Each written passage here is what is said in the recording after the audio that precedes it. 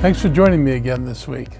Montgomery County has launched the Police Private Security Camera Incentive Program to improve public safety by helping people who live in high priority areas to qualify for rebates on the cost of new security cameras. The program will provide up to $250 for households installing one camera or $1,250 for 5 cameras for businesses and nonprofits. When I signed this bill into law in the summer of 2022, we wanted to give investigators more resources for solving crimes that occur in areas of the county with few security cameras. The County Council provided a little more than $250,000 in funding for this program, which means a little over 1,000 cameras can be purchased through the program this year.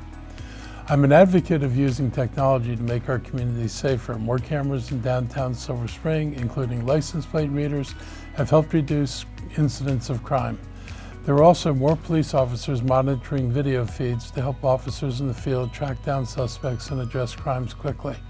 None of the private cameras we help purchase will provide a live feed, but they will be registered so they are useful in an investigation if it's determined they might have had video of an incident. This program is separate from our successful nonprofit security grants. Those funds have been allocated to help nonprofits and religious groups and targets of potential hate and bias incidents add security measures like cameras.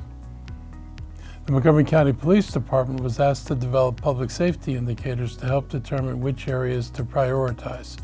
On the police department website, you can interact with the map which you see here, showing which zones have been approved for camera rebates. A lot of Gaithersburg, Germantown, and Montgomery Village addresses qualify for rebates. It will also be helpful in selected areas of North Bethesda, Wheaton, downtown Silver Spring, and the East County. Smaller communities like Olney, Damascus, and tracts along 29 will also benefit from the program.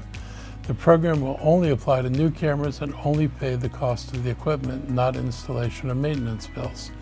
Applications can be found on the MCPD website or call 311 with any questions.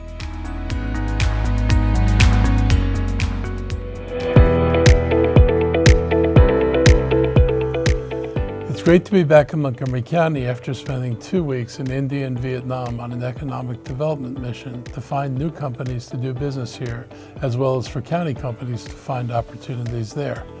I want to thank County Council President Evan Glass and members of our economic development team for joining us on the trip.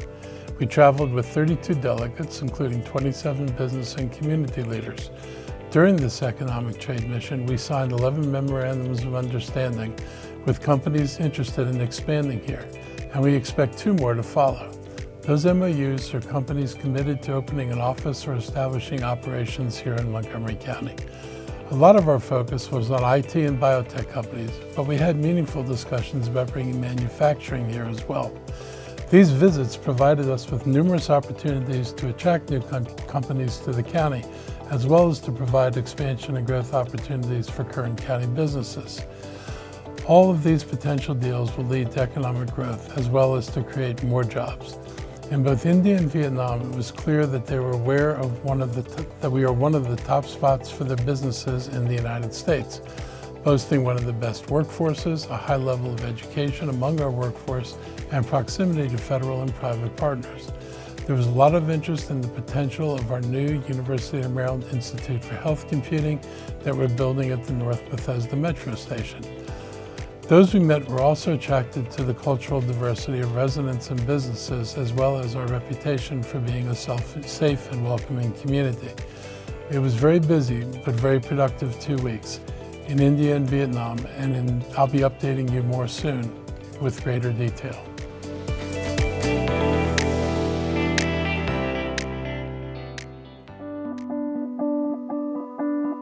One of the first things I did upon returning home from my trip was to attend last Saturday's ceremony hosted by Montgomery County's Commission on Remembrance and Reconciliation in Rockville. It was a way to pay tribute to 2 of the 3 men killed by lynching in our county and install historical markers in their honor. In October, a ceremony was held in honor of George Peck. It is believed that Peck was attacked in a field and killed near where the marker was placed there. Last weekend's ceremony was in honor of John Diggs Dorsey and Sidney Randolph, two men whose lives were taken when they were removed from a county jail in Rockville before they were killed. While these are painful subjects and stories to recall, it is important to recognize what occurred in our county. Building awareness helps us put our cultural and social challenges with race into perspective. We cannot expect to reconcile the past without first admitting what has occurred here in the first place and in the place that we call our home. For example, one thing that never gets mentioned and that most people probably don't realize is that most of our county was occupied by slave plantations only 160 years ago. Education and understanding are essential for true progress in our fight against hatred, discrimination, and injustice. I appreciate the efforts of the Commission on Remembrance and Reconciliation for these markers and events. These historical markers will help our community acknowledge the past and learn from it. I encourage you to seek the markers out next time you're near the County Council office building on Maryland Avenue. The dedication of these historical markers offers our community an opportunity to commemorate the painful history of racially motivated lynchings, remember the lives lost to racial violence as we work toward a better future.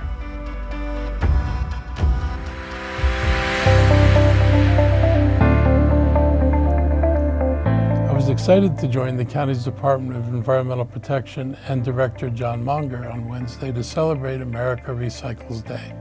This year we're celebrating the fact that our processing facility and transfer station in Shady Grove has expanded what items can be brought in.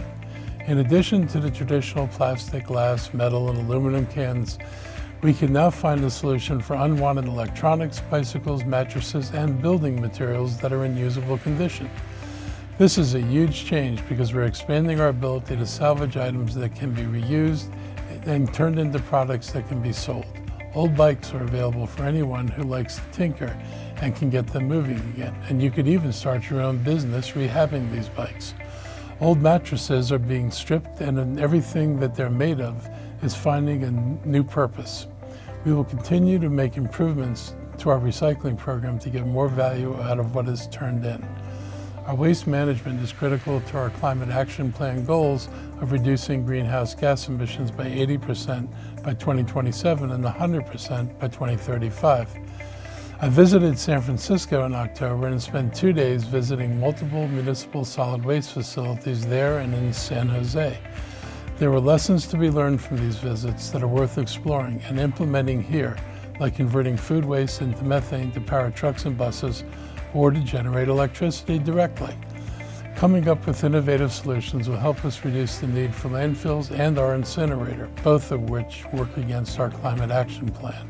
Montgomery County leads the state with the highest recycling rate of nearly 59%. The Maryland Department of Environment also lists Montgomery County as the leader in waste diversion with a rate of nearly 64%, which accounts for nearly 800,000 tons of materials that we recycle. Soon the state of Maryland will be updating their report on recycling rates. I've seen how recycling works in my own house. I started with paper, cardboard, cans, bottles, and plastics. Recently I added food composting. The result is that almost the only thing left in my trash bag are plastic films. And the good news is that markets are developing for those as well.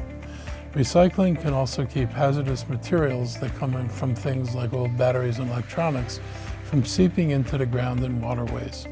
Products like paint, automotive fluids, and household cleaners are accepted daily at the transfer station.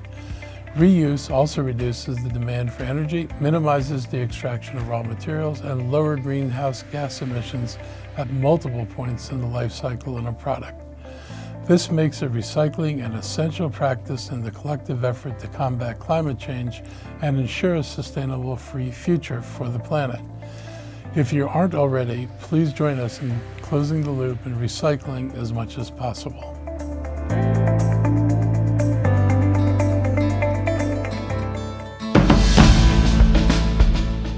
I'd like to acknowledge that there are thousands of people across Montgomery County celebrating Diwali this week. Ceremonies for the Hindu Festival of Lights are always well attended in Montgomery County, where Hindus account for approximately 1% of our population.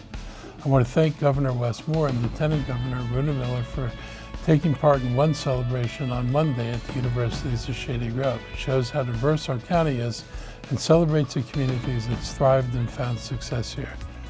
That's a wrap for today. I hope you have a great week, and we'll be back again next week.